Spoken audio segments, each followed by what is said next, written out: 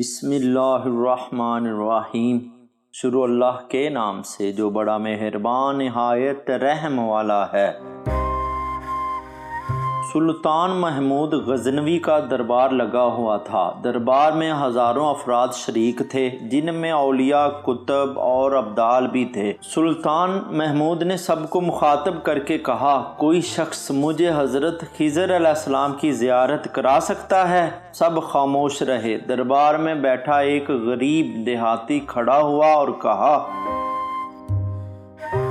میں زیارت کرا سکتا ہوں۔ سلطان نے شرائط پوچھی تو عرض کرنے لگا، 6 ماہ دریا کے کنارے چلہ کاٹنا ہوگا، لیکن میں ایک غریب آدمی ہوں، میرے گھر کا خرچہ آپ کو اٹھانا ہوگا۔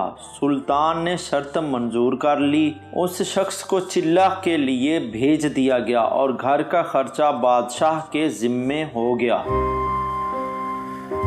6 ماہ گزرنے کے بعد سلطان نے اس شخص کو دربار میں حاضر کیا اور پوچھا تو دیہاتی کہنے لگا، حضور کچھ وظائف الٹے ہو گئے ہیں، لہٰذا 6 ماہ مزید لگیں گے۔ مزید 6 ماہ گزرنے کے بعد سلطان محمود کے دربار میں اس شخص کو دوبارہ پیش کیا گیا تو بادشاہ نے پوچھا، میرے کام کا کیا ہوا؟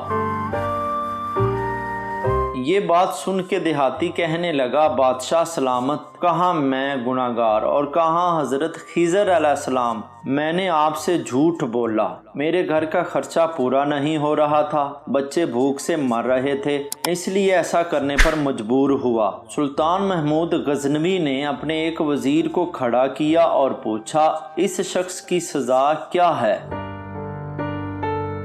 وزیر نے کہا، سر، اس شخص نے بادشاہ کے ساتھ جھوٹ بولا ہے، لہٰذا اس کا گلا کاٹ دیا جائے۔ دربار میں ایک نورانی چہرے والے بزرگ بھی تشریف فرما تھے۔ کہنے لگے، بادشاہ سلامت، اس وزیر نے بالکل ٹھیک کہا۔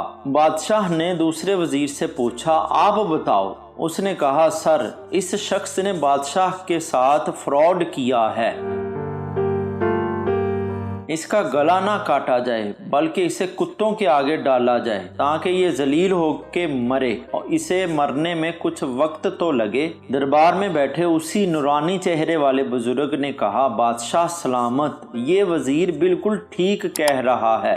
سلطان محمود غزنوی نے اپنے پیارے غلام ایاز سے پوچھا، تم کیا کہتے ہو؟ ایاز نے کہا، بادشاہ سلامت، آپ کی بادشاہی سے 1 سال ایک غریب کے بچے پلتے رہے، آپ کے خزانے میں کوئی کمی نہیں آئی اور نہ ہی اس کے جھوٹ سے آپ کی شان میں کوئی فرق پڑا۔ اگر میری بات مانیں تو اسے معاف کر دیں، اگر اسے قتل کر دیا تو اس کے بچے بھوک سے مر جائیں گے۔ ایاز کی یہ بات سن کر محفل میں بیٹھا وہی نورانی چہرے والا بابا کہنے لگا، ایاز بالکل ٹھیک کہہ رہا ہے۔ سلطان محمود غزنوی نے اس بابا جی کو بلایا اور پوچھا، آپ نے ہر وزیر کے فیصلے کو درست کہا، اس کی وجہ مجھے سمجھائی جائے۔ بابا جی کہنے لگا، بادشاہ سلامت، پہلے نمبر پر جس وزیر نے کہا اس کا گلا کاٹا جائے وہ قوم کا قصائی ہے، اور قصائی کا کام ہے گلے کاٹنا۔ اس نے اپنا خاندانی رنگ دکھایا۔ غلطی اس کی نہیں، آپ کی ہے کہ آپ نے ایک قصائی کو وزیر بنا لیا۔ دوسرا جس نے کہا اسے کتوں کے آگے ڈالا جائے، اس وزیر کا والد بادشاہوں کے کتے نہلایا کرتا تھا، کتوں سے شکار کھیلتا تھا، اس کا کام ہی کتوں کا شکار ہے، تو اس نے اپنے خاندان کا تعارف کرایا۔ آپ کی غلطی ہے کہ ایسے شخص کو وزارت دی۔ جہاں ایسے لوگ وزیر ہوں وہاں لوگوں نے بھوک سے ہی مرنا ہے۔ اور تیسرا، ایاز نے جو فیصلہ کیا تو سلطان محمود سنو، ایاز سید زادہ ہے۔ سید کی شان یہ ہے کہ سید اپنا سارا خاندان کربلا میں ذبح کرا دیتا ہے مگر بدلہ لینے کا کبھی نہیں سوچتا۔ سلطان محمود اپنی کرسی سے کھڑا ہو جاتا ہے اور ایاز کو مخاطب کر کے کہتا ہے، ایاز، تم نے آج تک مجھے کیوں نہیں بتایا کہ تم سید ہو؟ ایاز کہتا ہے، آج تک کسی کو اس بات کا علم نہ تھا۔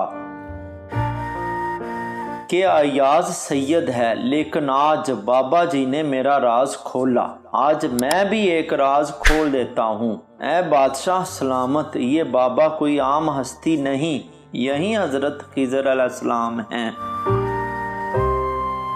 دعا کی قبولیت کے اوقات: نمبر 1 تہجد کے وقت، نمبر 2 فرض نماز کے بعد، نمبر 3 جمعہ کے دن ایک گھڑی، نمبر 4 افطاری کے وقت، نمبر 5 شب قدر میں، نمبر 6 عرفہ کے دن، نمبر 7 آب زمزم پیتے وقت، نمبر 8 میدان جنگ میں، نمبر 9 روزے کی حالت میں، نمبر 10 سفر میں۔